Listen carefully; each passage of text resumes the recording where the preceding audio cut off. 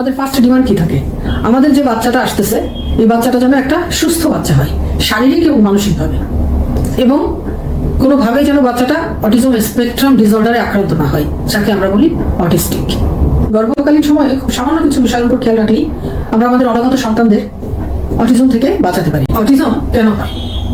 গর্ভাবস্থায় বাচ্চার nervous system এবং ব্রেন অর্থাৎ স্নায়ু এবং মস্তিষ্ক যদি সঠিকভাবে ডেভেলপ হতে না পারে তাহলেই বাচ্চারা অটিজম স্পেকট্রাম ডিসঅর্ডারে ভোগে। আমাদের সেই কাজটি করতে হবে, যে খাবারগুলো খেলে বাচ্চাদের ব্রেন এবং স্নায়ুতন্ত্র সঠিকভাবে ডেভেলপ হবে গর্ভাবস্থায়, সেই খাবারগুলি বাচ্চার মাকে খাওয়ানো নিশ্চিত করতে হবে। কেন? সে সঠিক পুষ্টি পাচ্ছে কিনা এই জিনিসটা আমাদেরকে নিশ্চিত করতে হবে। বাচ্চাদের নার্ভাস সিস্টেম এবং ব্রেন তৈরি হতে কি লাগে? অনেক কিছুই লাগে। তার ভিতর মূলত যে জিনিসগুলো কাজ করে তার ভিতর 1 নম্বর হচ্ছে কোলিন, 2 নম্বর হচ্ছে ওমেগা 3 ফ্যাটি অ্যাসিডস, 3 নম্বর হচ্ছে জিঙ্ক, 4 নম্বর আয়রন এবং 5 নম্বর গুড ফ্যাটস। গর্ভবতী মা যদি ব্যাড ফ্যাটস বেশি খায় তাহলে বাচ্চার ব্যাড ব্রেন এবং ব্যাড নার্ভাস সিস্টেম তৈরি হবে। গুড ফ্যাটস কেন লাগে? কারণ আমাদের নার্ভাস সিস্টেম মানে আমাদের স্নায়ুতন্ত্র এবং আমাদের মস্তিষ্ক পুরোটাই ফ্যাটের তৈরি।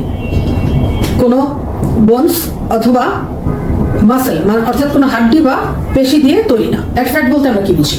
ব্যাড ফ্যাট হচ্ছে মেইনলি লিপিড ফ্যাট।